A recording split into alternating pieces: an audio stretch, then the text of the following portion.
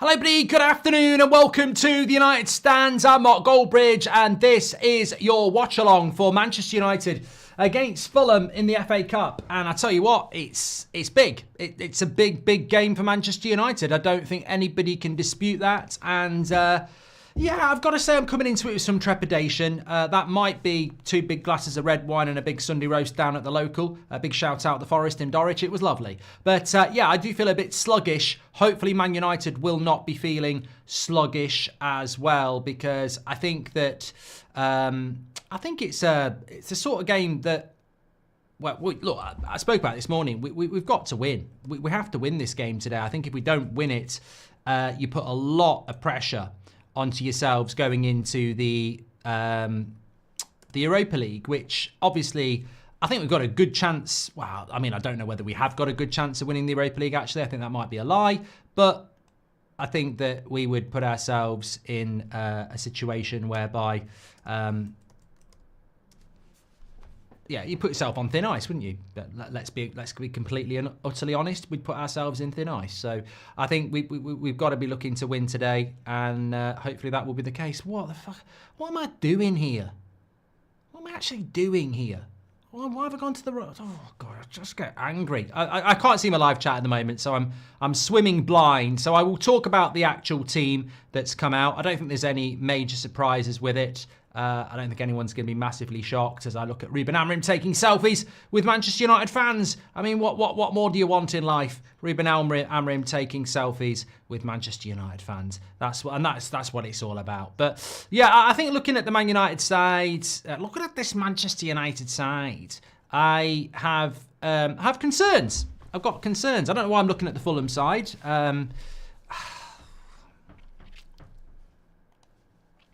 Take a deep breath. Can you do this? Can you do that? Yeah. Have you ever sat in front of thousands of people live trying to do a fucking show? Okay. Stress bridge. I'll put me back in the pub. I will have that 3rd glass of red wine. Okay. I'm getting it. What?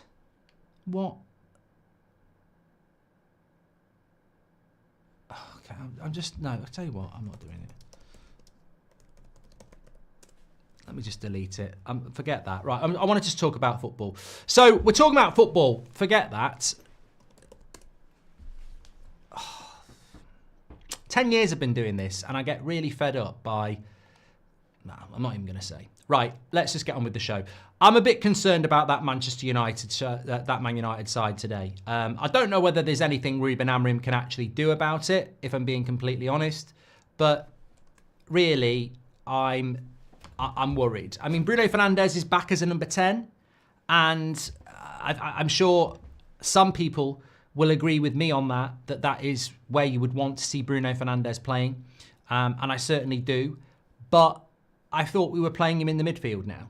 And now we're bringing Eriksen into the midfield, who we never play in the midfield. So I'm a little bit confused by the team that, yeah, I know Garnacho's got a knock, but we've been using Casemiro in the midfield.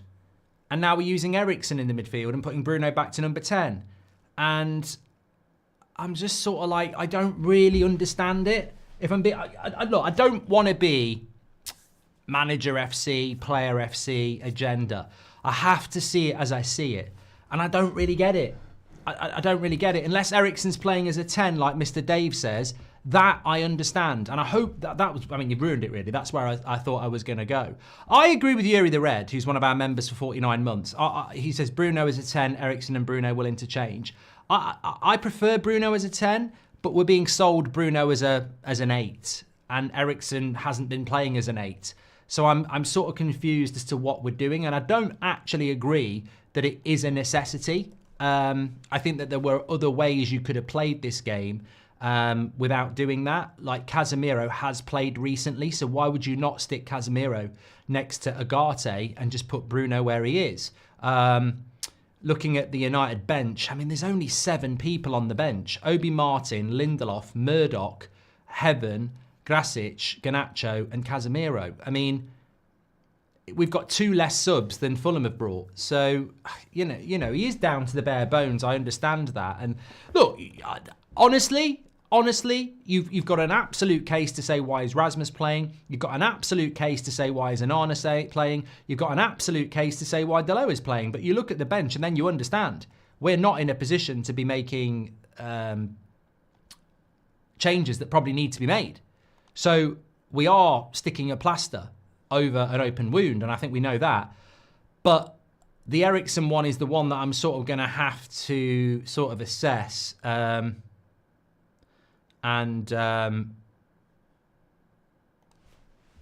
I've just got to say something.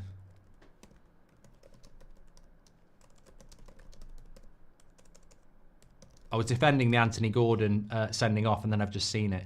But yeah, look. My main concerns about Man United tonight are the defence looks okay, and the fullbacks provide no width, and the midfield is disjointed, and the attack lacks confidence. Apart from that, I think we're fine.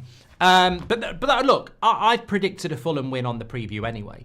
And I will say it right now. If Manchester United can win this game today, I think it's a fantastic result. I really, really do. Yeah, I think it'd be a great big result for Man United if we can do it. But I think it's going to be very difficult. If we look at the Fulham side, and I think, take a good glimpse at that Manchester United side and then take a good glimpse at this Fulham side, because I think it's better. I think it's got better balance. Leno, Castagne, Anderson, Bassi, Robinson is a better balanced defence than ours, I think, in relation to attack and defence. Balance, I'm not saying it's better individuals, but I think it's balanced better. Berg, Lukic and Pereira, I think, has a better balanced midfield.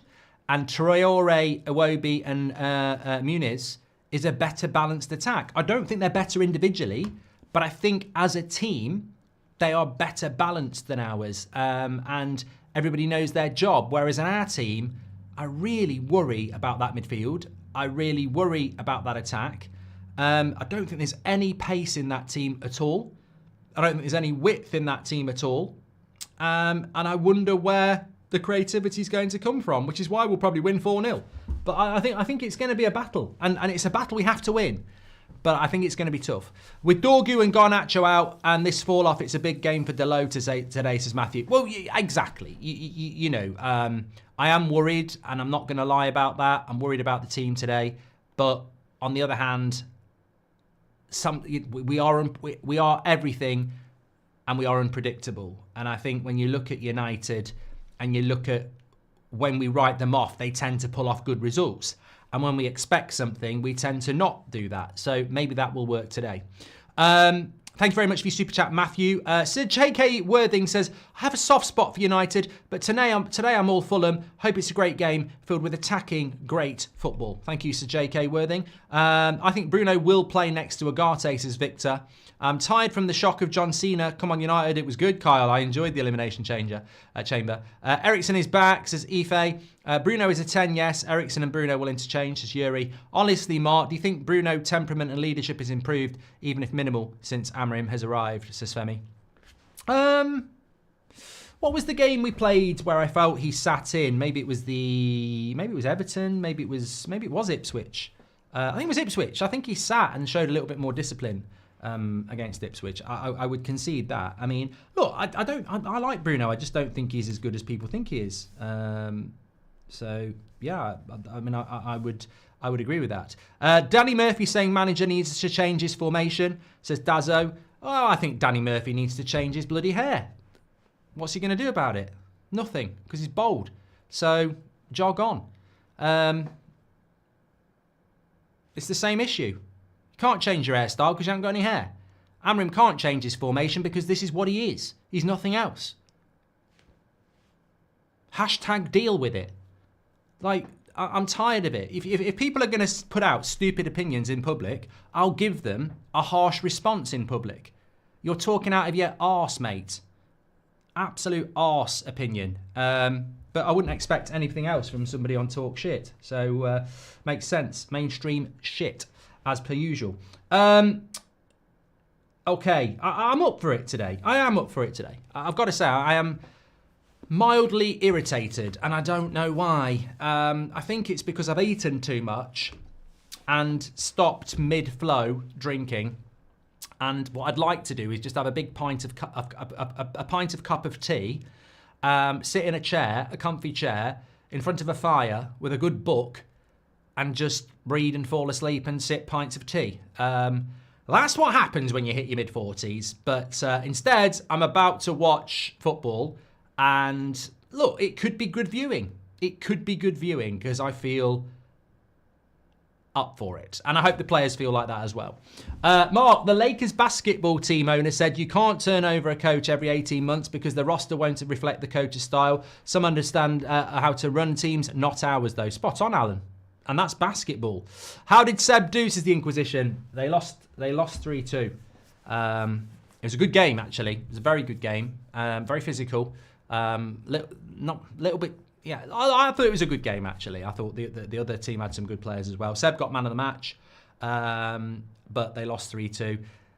They conceded within the first minute, and the other team were quite good defensively. But it could have been a draw, but look, that's what it's all about. We should have benched Bruno today so Højlund can score a double and develop a good first touch, says Item. This is Delo's last chance for me, says Dull. It won't be, though.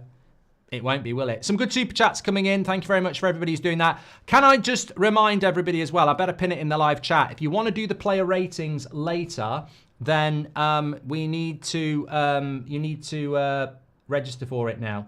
We've had loads of problems in the last few weeks with people sort of just doing loads and loads and loads of player ratings and ruining it.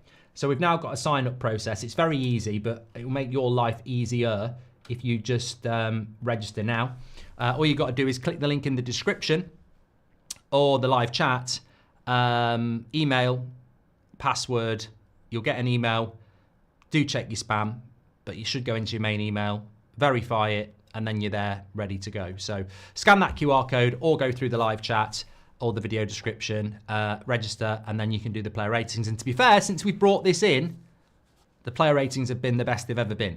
So one vote player rating is making it a lot better. So do make sure you get involved in that.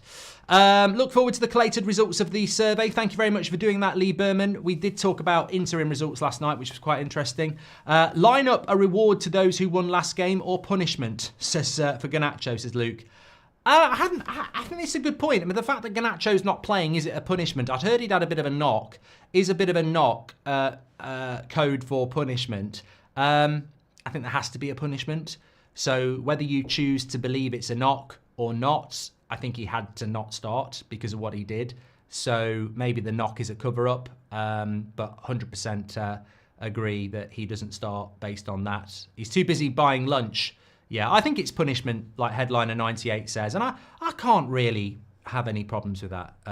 It clearly wasn't something that went down well with the manager, did it? Why do you think Fulham are favourites, Mark? A little glance at the Premier League table would probably give me verification for that. Extra time between Newcastle and Brighton, by the way. Fair play to Brighton for taking it to extra time, although Newcastle are down to 10 men. Anthony Gordon sent off. A quick look at the Premier League table. I don't think I'm going to show it you on here, but I can certainly read it out. When you look at the Premier League table at the moment, Fulham are currently in 9th place, and they are 9 points ahead of us. So, they're a better team than us at the moment, and that's why I'd put them as favourites. I also think they've got a settled 11. They're playing better football, and I think... Look, positive, I thought they were absolutely terrible when we played them at Craven Cottage a couple of weeks ago. But, yeah, I think, apparently Welbeck's won it for Brighton at the end. Welbeck's won it at the end! Garnacho is a bit of a knock on the head from Amorim, of course, says FA. And whenever someone disagrees with Goldbridge, it's a stupid opinion. He thinks he's right about everything, says United for Life. No, I don't. You've obviously not been here that long and you're a troll. But, no, I don't. That's not how it works at all. I'm very forthright with my own opinion and I'll back myself, but when I'm wrong, I'll say I'm wrong. So, you obviously didn't watch the Rashford show when he went out in Belfast, and I said, no, he didn't. You obviously didn't watch that show, did you? I didn't eat humble pie. I ate humble buffet that day. Thank you very much to Alan Carroll. I thought that was a very good comment about the Lakers, by the way. Brighton are also down to 10 men as well. Lamptey got sent off, says Milton. Thank you very much for that. But yeah, look, I suppose it's not a very nice situation to be in, a situation where you're backing Fulham to beat you. But in a way, I think it's realistic, and it's sort of, I'm quite comfortable with it. The expectation from this game is rather low for me, so it's not a very high obstacle to jump. It won't take much for me to go, oh, you know what, the lads have done well today. Whereas I think if I was thinking we were favourites, I'm just going to end up being disappointed. So I set the bar low, and if they can jump it, fair play, they'll get the credit. But I don't think we're good enough to beat Fulham.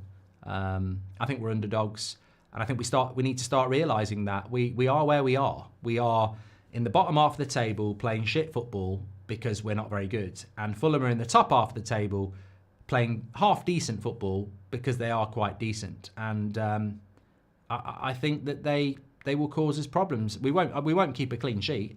So, yeah. Papa says it's a disgrace if you lose. I think it is, but I don't think it's a surprise. I look at that Man United side, and the question I have for you is, why would you think it's going to win? I think defensively, it's going to be very defensive. It will be a back five for a lot of the game again. That is not what Amorim wants to do, but you can tell it will be a back five. I don't see a lot of manoeuvrability in that midfield. Xerxes not particularly quick. Bruno and Eriksen certainly aren't, and Agate isn't. I mean, Agate is quite quick for a midfielder in that position, but not in the sense that he's going to be breaking and joining the attack. And we know what the issues are with Rasmus. So it worries me about a low. A very good point in the chat. Somebody just said low block. Scony, one of our members, said low block FC.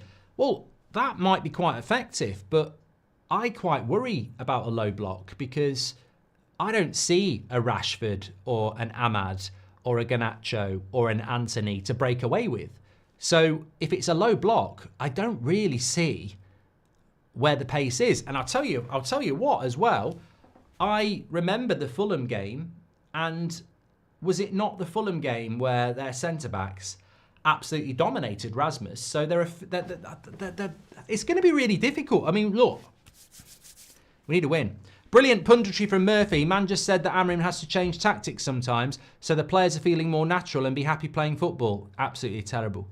Terrible punditry, Mr. Cheater. I love the sarcasm. Please apologise to Rashford, Mark, says Olmo. For what? Please tell her. Hey, we're all waiting, mate. There's 20,000 of us here. What am I apologising to Rashford for? Tell me what it is, and I'll tell you whether I'm apologising. Because you might have a good reason, but I want to know what I'm apologising for first, please. Not holding my breath for a good result today, says Josh. You and me both, mate. But if you're expecting a bad result, you can't say what I'm about to say. But I wouldn't be surprised if we played well and won, because I'm not expecting us to. So hopefully we are. Someone said in another show that Sir Jim plans to pull up for the Garnacho dinner. Cost cutting, says Nana. Xerxes is a good player if he stops trying to nutmeg every time and plays basic football. Sometimes he plays like he's playing five-a-side, says Sanjeev. I like what Xerxes done in the last few weeks. Do you think Amorim blaming the players for the sackings is a mind game to light a fire under their asses because it's obvious it's not their direct fault, says Luke. When Mark is wrong, you're a troll, says Mashi. I tell you what, there's a few people really I'm getting under the skin of today. I'm loving it. You clearly don't watch the channel, but if it bothers you that much that I'm right all the time, I'll take that mantle. Brighton are also down to 10 men. Thank you very much, Milton. The players are scared of you, not Amorim, says Jonah. Okay, it's definitely Toxic Sunday. We're going to get hammered, says Lee. Toxic Sunday is where unhappy people in their life realise it's Monday tomorrow and try and take it out on everybody else. It's a well-known diagnosis. And also a lot of people have had a good Saturday night. They wake up, they realise work tomorrow, they're hungover. They wake up next to somebody they don't really want to be with, or they're on their own, or they've got a shit job, or, they're not happy with themselves. It's a well-known diagnosis that lots of people get quite horrible on a Sunday when actually it's just a projection of their own shit lives. The project starts for real in the summer. Let's just enjoy the moments, says Zach the Ghost. No, Zach. Zach the Ghost. Zach the Pratt. Look, I'm not going to make any apologies. I'm not doing Toxic Sunday. I just feel up for it. And I will call it out. We're not waiting for the summer, Zach. Because if we wait for the summer without Europe, the club's finished. We will have no money. So we're not in that position where we can go, let's write off the season and enjoy the moments. We literally cannot do that, mate. We've sacked 450 people in the last 6 months because we've got no money. If we don't get into Europe, it's going to get worse, not better.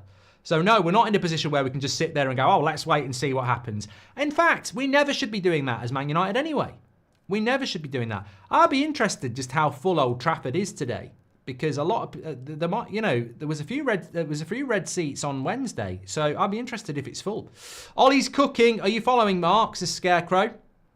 I don't want to be offensive here, but watching Solskjaer manage Besiktas is a bit like watching. I'm trying to think of something I would just never watch. No, I do watch that, so I can't say that. Although it would be funny. It's like watching Hollyoaks. You know, I suppose there's an entertainment level there, but, you know, it ain't Line of Duty or Yellowstone.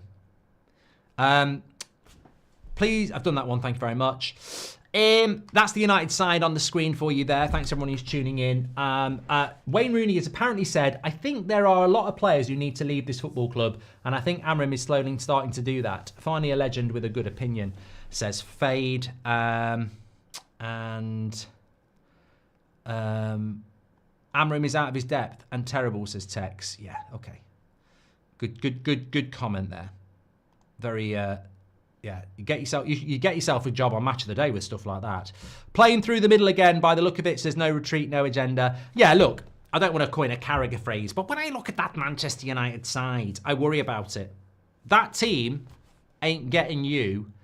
Here's a good point for you. When you look at that Man United side, and I look at some Man United sides over the years that was shit, but you look at it and you go, it should be doing better.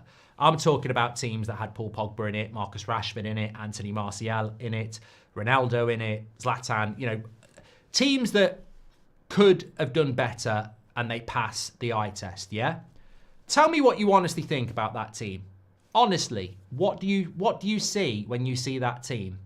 I'll tell you what I see when I see that team. Hardly any pace in it. No width in it. I don't see much creativity in it. So no pace, no creativity, and no width. I think I'll stop there. Positives. Defensively capable of shutting Fulham out. But the longer the game goes on, I'd fancy Fulham to score more than us. So yeah, that's my honest assessment of that team, and I think that's a big problem, isn't it? No width, no pace, and no creativity. In the modern game, can you get away with two of those things? I mean, not every team's got width, but it will have pace and creativity. And I think pace and creativity are. I mean, width for me is the Man United way. It doesn't have to be, but it is. But I think in the modern game, creativity and pace is an absolute essential, and we don't have it. So that's what worries me about that United side today is the lack of that. So yeah. Oh, what's going on here?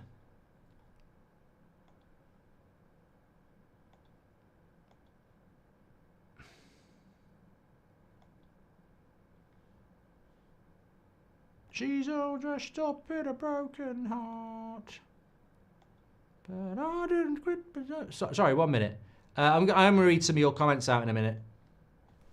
Because I want to, not because I have to. But look, what I will concede as well is that there is an element of what else could he do? I mean, you look at the bench, I think there are people that would say, oh, I'd pick Obi Martin. And I get that. I don't have a problem with that. But there isn't a lot of options on the bench. There's Casemiro, basically. Casemiro, Garnacho's probably been dropped if we're being completely honest because of what he did. So yeah, I don't think there's a hell of a lot you can do. Thanks everyone who's tuning in, by the way. Please do subscribe to the channel, bottom right-hand corner if you're watching on YouTube. The players are in the tunnel. We are 10 subscribers away from 43,000. So we're on 42,000, as you can see. We are 10 subscribers away from 43,000. Please do subscribe. Get involved with the United Stand, the biggest and best United community in the world. We're live every morning at 10 o'clock, every evening at 8 o'clock. Lovely to see some We Want Our Club Back. Stop exploiting the fans banners at the game. Obviously, protest on this time next week against Arsenal as well. But make sure you subscribe, get involved, and have your say. And if you are on TikTok, then by all means, give us a follow there as well. But not if you're Fin City, you're gone. Jonathan has sent 5 hearts on there as well. So, good stuff. Okay, 25,000 people watching. Fulham's bench is going to be a problem for us if we go to extra time. Yeah, I did. That's one thing I didn't look at, the bench for Tottenham, for Fulham. Tottenham are no longer in this trophy, like any other trophy. But yeah, our bench, of course, is Casemiro, Garnacho, Grasic, Heaven, Murdoch, Lindelof and Obi. Martin. Theirs is Bender, Willian, Carney, Kunka, Diop, Jimenez, Reed, Sessegnon and Smith Rowe. So they have got players on the bench that could certainly make a difference for them in the game later on, and we don't. So there we go. I see a bunch of overpaid and overrated mid-table players when I look at that Man United side, says Jackie Boy. The only way we win with these players is if we wait it out and win on penalties or on moments. Look, I hope we're all going to be wrong, but we shouldn't make any apologies. This is what happens when you consistently underperform for Manchester United. You start to lose the faith of the fans. Heart of United, thanks for being a member for 19 months. Happy Sunday, Mark. Let's hope for the win, says Harvey. Prithvi says, we must hold our club to a higher standard. Perhaps not all the all-conquering legends, but this talk of writing a season off. What? We can't afford it. We must fight for our very own survival. Fulham's bench is going to be a problem for us if we have done that one. Thank you, Zach. And Patrick Lynch is in the house. Thanks for your super chat. I can't stand the mainstream coverage. Danny Murphy asked about the United, and the first thing he says is change the system. Yeah, change your haircut, mate. More chance of you of changing your haircut than Amorim changing his style. Figure that one out. Hookham says, I'm totally ignorant. Why does Bruno drop below the centre-back to get the ball? Surely he can do more for the attack by being further up the pitch. Hi, Mark. Today, another angry drama with Anana reactions. Love from the US, says John. And if you couldn't say Man United because you support them or City because it would be boring, who do you think would win the FA Cup, says one boy. I'd like to see I'd like to. I mean, I'm not going to say Fulham. Yeah, I'm definitely not going to say Fulham because we're playing them. But I would like to see a Bournemouth or a Brighton win. Don't worry, I will be joining you. I'm just finishing that sentence. So yeah, I think I would like to see a Brighton or a Fulham win that game, win the cup if it's not going to be us. Yeah. I'm back now. Hey, look, got a ball. That'd be useful. I actually could do some little passes. Oh, that's good. I could do me passing under the table while I'm talking to you, yeah. Have it. Yeah. Who would you rather see Man United face in the next round of the FA Cup? Thomas, I am not going to talk about the next round of the FA Cup. Because we might not be in it. So to talk about it, to me, would be arrogant. And that's not a word that has ever been associated with me. Humble, yes. Arrogant, no. So I'm not going to discuss the ins of that and out of that.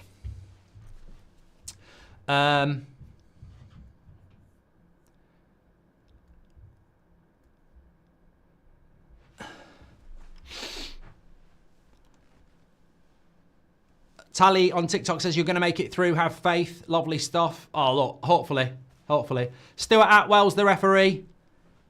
Some say Pratwell.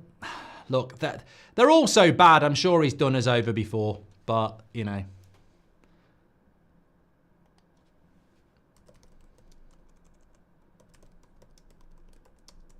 They're all having a group hug.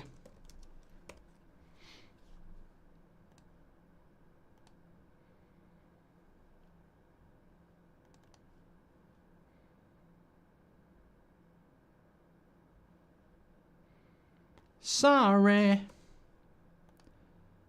Is Adama Traore playing? It's a shame, actually, because remember him and Martinez had that thing, didn't they? He is playing. He's one of those players, Adama Traore, that I think he's massively inconsistent, but then he always seems to do quite well against us. And guess who's on that side? Delo. Thanks for the follows on TikTok, by the way, and everyone who's subscribing. Looks like, yeah, Delit's playing on the right-hand side, which is good. I'm happy about that. Right, we're up and running here. Heyman says, prepare to be frustrated. Who do you want to focus on for the summer? I'm not Eureka. I'm not being dismissive. I just can't talk about a summer transfer window when I don't know what money we've got. Looking forward to Dublin also. Is there VAR today, says Ryan? Yeah, Dublin shows in a couple of weeks. Looking forward to that. Is there VAR? If anyone wants to let us know in the chat, that would be great. Really appreciate that. If you want to get tickets for the Dublin show, by the way, it is on our carousel. Scan the QR code. We still have got a few tickets left for that. Wednesday, 2 weeks on Wednesday. International break in Dublin. Be nice to see you. Thank you, Ryan. Hope to see you there. Mini Bridge, says Jackie Boy. Okay, we're up and running here. United trying to play out from the back. Absolutely no passing angles here at all.